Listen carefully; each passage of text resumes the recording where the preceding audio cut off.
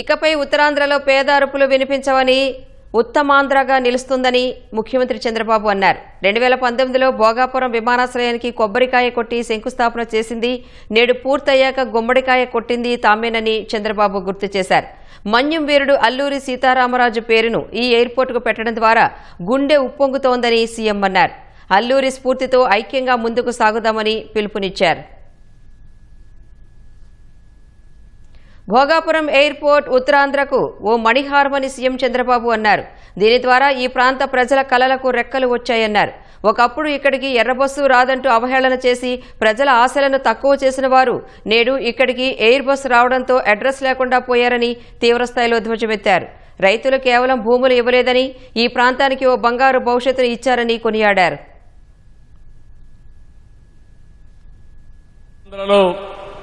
కొత్త చరిత్రకు నాంది పలికేలా ఎయిర్పోర్ట్ నిర్మాణానికి సహకరించిన రైతులందరికీ ముందుగా పాదాభివందనం చేస్తున్నాను. మీరు కేవలం భూములు మాత్రమే ఇవ్వలేదు, ఉత్తరాంధ్రకు బంగారు భవిష్యత్తు ఇచ్చారు. మోడీ గారి చేతుల మీదుగా ప్రారంభించుకున్న ఎయిర్పోర్టు ఉత్తరాంధ్రకు ఒక మణిహారం. నేను అందుకే పదే పదే చెప్తున్నాను, ఉత్తరాంధ్ర కలలకు రెక్కలొచ్చాయి. ఎర్ర బస్సు రాదన్నారు, ఎయిర్ బస్సు వచ్చింది. అవహేళన చేసిన వాళ్ళు అడ్రస్ లేకుండా పోయే పరిస్థితికి వచ్చారు. ఆ రోజు ఎన్నో ఈ ప్రాంత ఆశలని, ఆకాంక్షల్ని తక్కువ చేశారు, అడ్డుపడ్డారు. అన్ని అధిగమించాం.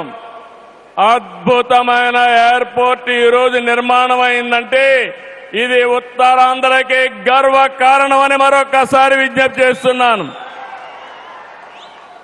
కొత్త ఎయిర్పోర్టు మన్యం వీరుడు అల్లూరి సీతారామరాజు పేరు పెట్టుకున్నాం.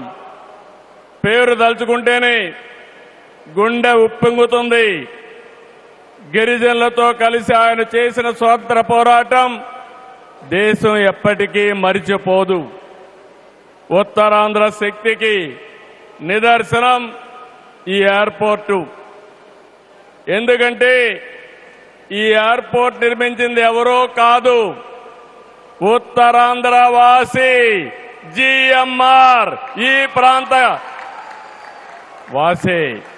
ఇంకొక పక్క దీనికి తొలి అడుగు వేసిన అశోక్ గజపతి రాజు ఇక్కడి వారి ఏవియేషన్ మంత్రిగా నిర్మాణం పూర్తి చేసే బాధ్యత తీసుకున్న రామ్మోహన్ నాయుడుది కూడా ఉత్తరాంధ్రనే. ఇది ఉత్తరాంధ్ర సత్తా అని మరొక్కసారి మీ అందరికీ విజ్ఞప్తి చేస్తున్నాను. నారా లోకేష్ గారికి వెంటిలేటర్ పై ఉన్న ఏపీకి ఆక్సిజన్ ఇచ్చి నిలబెట్టిన వ్యక్తి ప్రధాని మోదీ అని చంద్రబాబు ప్రశంసించారు. 2027 నాటికి పోలవరం ప్రాజెక్టును పూర్తి చేసి ప్రధాని చేతుల మీదుగానే జాతికి అంకితం చేస్తామని, అలాగే 2028 నాటికి అమరావతి మొదటి దశ పనులను పూర్తి చేసి ప్రధానితోనే ప్రారంభిస్తామని సీఎం సభాముఖంగా ప్రకటించారు. ఉత్తరాంధ్ర దశ దిశ మార్చి కీలక ప్రాజెక్టు ప్రారంభానికి వచ్చిన మోడీ గారికి మనస్ఫూర్తిగా ధన్యవాదాలు. ఈరోజు మనందరం గుర్తుపెట్టుకోవాలి, వెంటిలేటర్ పైనున్న ఆంధ్రప్రదేశ్కి ఆక్సిజన్ ఇచ్చి ఈరోజు నిలబెట్టిన వ్యక్తి నరేంద్ర మోడీ గారు. నేను మిమ్మల్ని అడుగుతున్నా, ఆంధ్రుల సెంటిమెంట్ విశాఖ ఉక్కు నిలబెట్టింది ఎవరని గట్టిగా మీరు చెప్పాల్సిన బాధ్యత మీ పైన ఉంది. ఎవరు? విశాఖ రైల్వే జోన్ మంజూరు చేసి విభజన హామీని నెరవేర్చింది ఎవరు?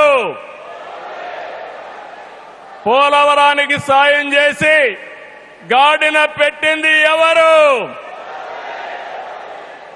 రాజధానికి నిధులిచ్చి పనులు పునఃప్రారంభించిన వ్యక్తి ఎవరు? 2027 భోగాపురంలో చెప్తున్నాను, పోలవరాన్ని పూర్తి చేసి మన ప్రధాని చేతుల మీద జాతికి అంకితం చేస్తామని హామీ ఇస్తున్నాం. 2028 అమరావతి మొదటి దశ పనులన్నీ పూర్తి చేసి మన ప్రధానమంత్రి నరేంద్ర మోడీ గారి చేతుల మీదుగా ప్రారంభిస్తామని మీ అందరికీ హామీ ఇస్తున్నాను. దీనికి మనందరం థ్యాంక్స్ చెప్పాలనా లేదా అని అడుగుతున్నా. చెప్పాలనా లేదా అని అడుగుతున్నా. థ్యాంక్ యూ, థ్యాంక్ యూ, ధన్యవాదాలు, ధన్యవాదాలు. ఇకపై ఉత్తరాంధ్ర నుంచి శ్రీకాకుళం కాలనీల పేరిట ఇతర ప్రాంతాలకు వలసలు వెళ్లే పరిస్థితి ఉండదని, వేరే ప్రాంతాల వారే ఇక్కడికి వలస వచ్చే రోజులు దగ్గరలోనే ఉన్నాయని చంద్రబాబు భరోసా ఇచ్చారు. భారతదేశాన్ని నెంబర్ 1 గా నిలబెట్టే శక్తి నరేంద్ర మోడీ గారికి ఉంది. తెలుగు జాతి చరిత్ర సృష్టించే శక్తి మనకుంది. అల్లూరి సీతారామరాజు స్ఫూర్తితో ఐక్యంగా అడుగేద్దాం. అటు కేంద్రం ఇటు రాష్ట్రం కలిసి ముందుకెళ్దాం.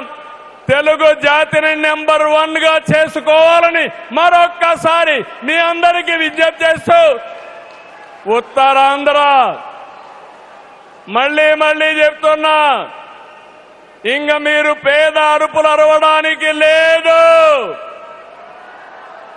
ఉత్తరాంధ్ర ఉత్తమ ఆంధ్ర, నెంబర్ 1 ఆంధ్ర, నెంబర్ 1 ప్రపంచంలో దేశం రావాలి. విదేశ్ మరొకసారి మీ ఉత్సాహం చూశాను, మీ కమిట్మెంట్ చూశాను.